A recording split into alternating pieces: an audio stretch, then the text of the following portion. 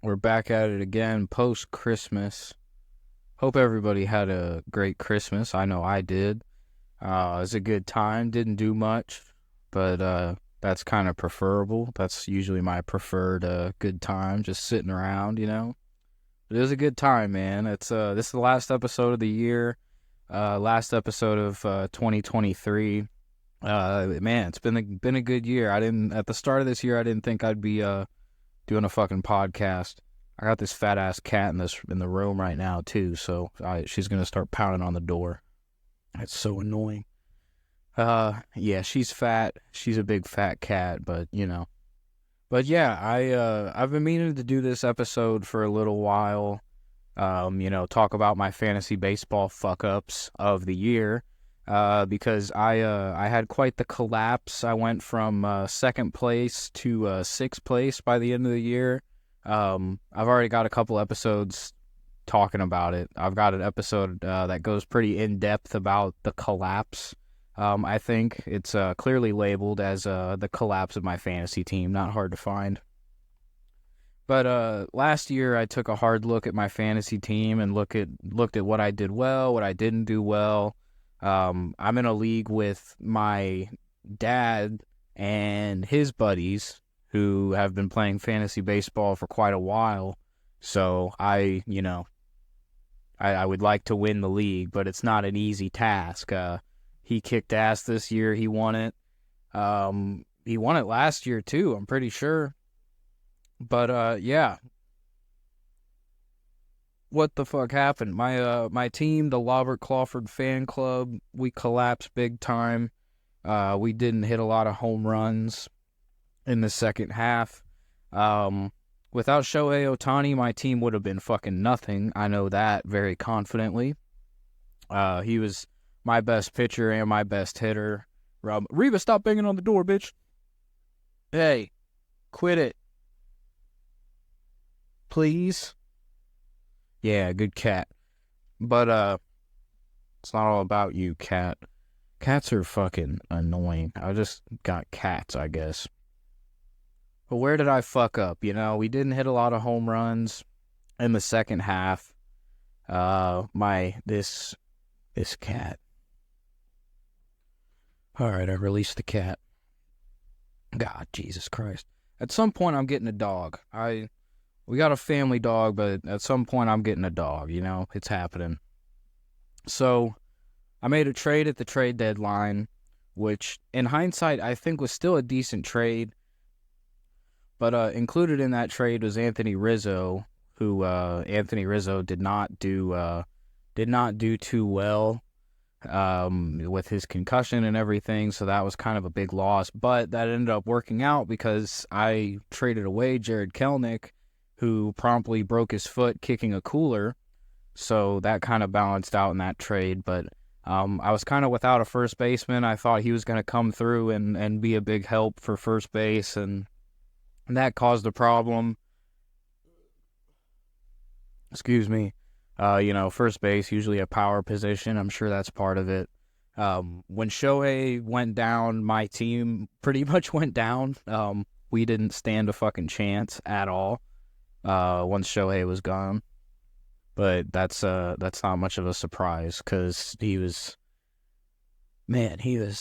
carrying the Angels as much as he could. He was carrying my team. I mean, there's no one fucking like him.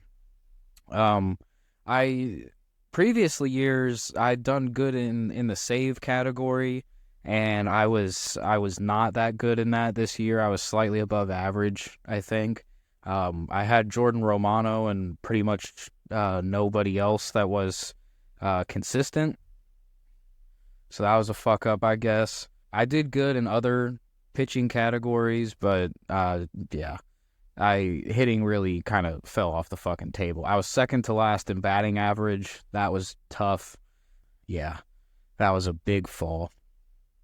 Yeah, I'm looking at my little report here. Oh yeah, outfield. Outfield was a problem all year. That's 3 spots that you have to fill, and very consistently I didn't always feel great about it. I felt like it was the best of what I had, but I didn't have outfielders really hitting for power. I had Shohei. But I didn't really. I had Masataka Yoshida, who started a lot. I played Tommy Edman a lot.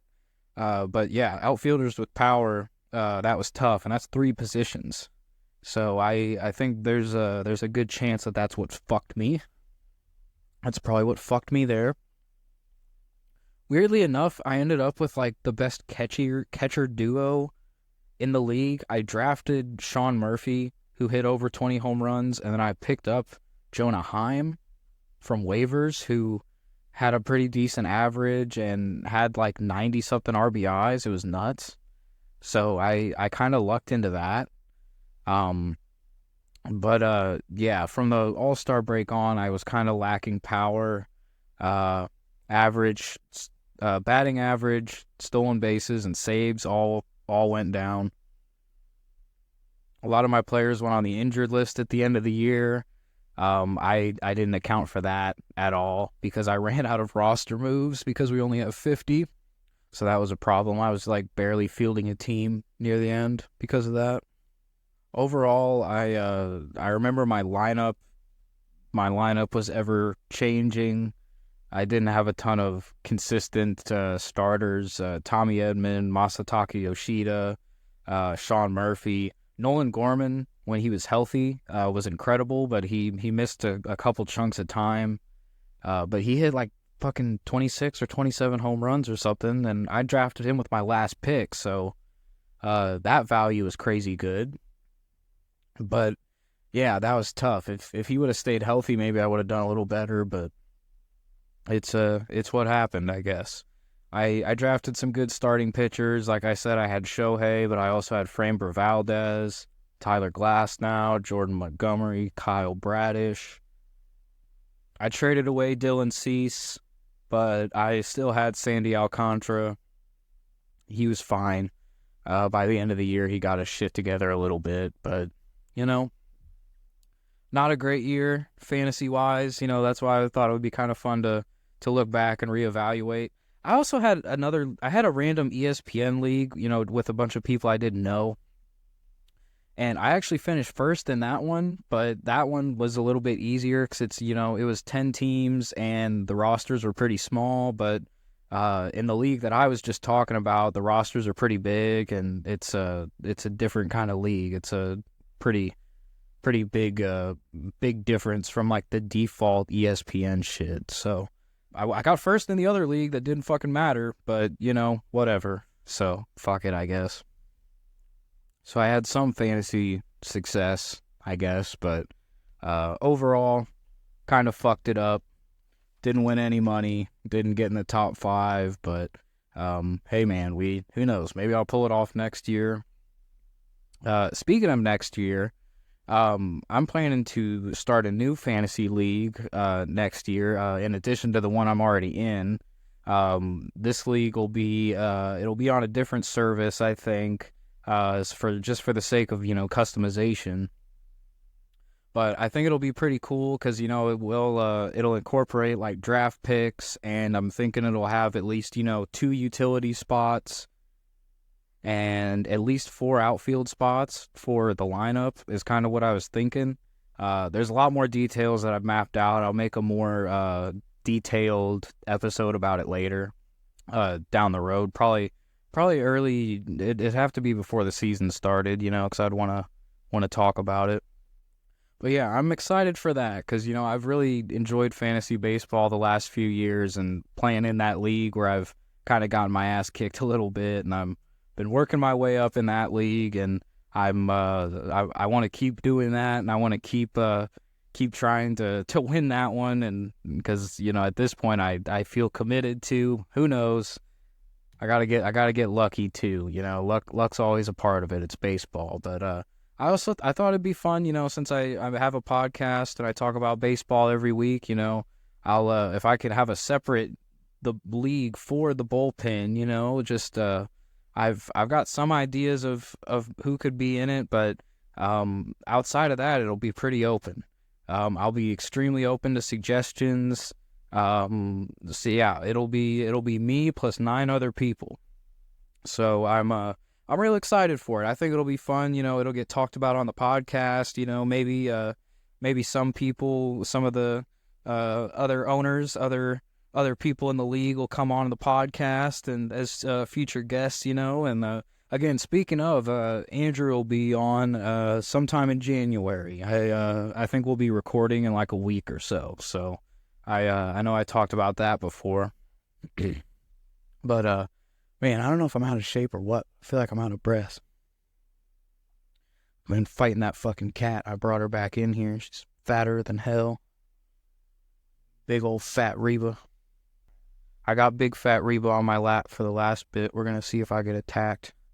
I was gonna do stand up this week, but I got back home on Tuesday, and by the time that I thought about it, it was yesterday, and I was like, fuck, and I have nothing prepared. So I was planning to, but it didn't happen.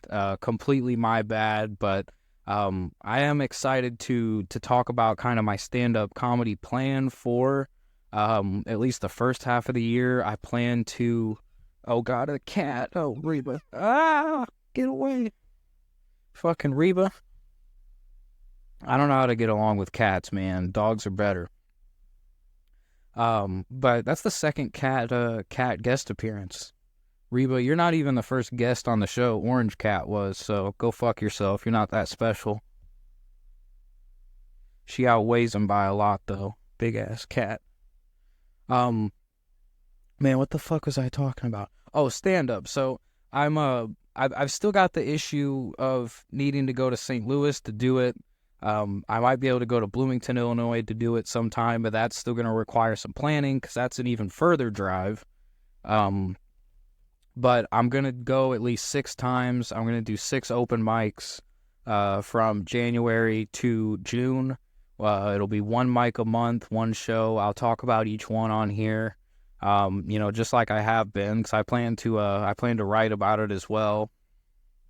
But I'll have 6 more shows for sure, and then that'll give me, 8 total, which will be decent, which will be, a decent little resume for kind of the time. And, I wish I could get on stage more.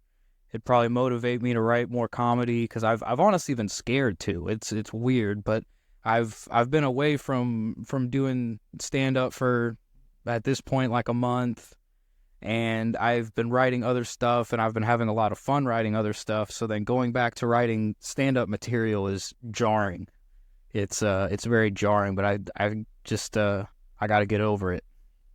Got to get over it. Keep chugging on. Keep bombing, doing stand-up, and we'll keep having fun. But I looked at the independent comedy website. Hopefully you can't hear the fucking cat right now. Reba, fucking... Jesus Christ. I'm so close to being done. This fucking cat, dude.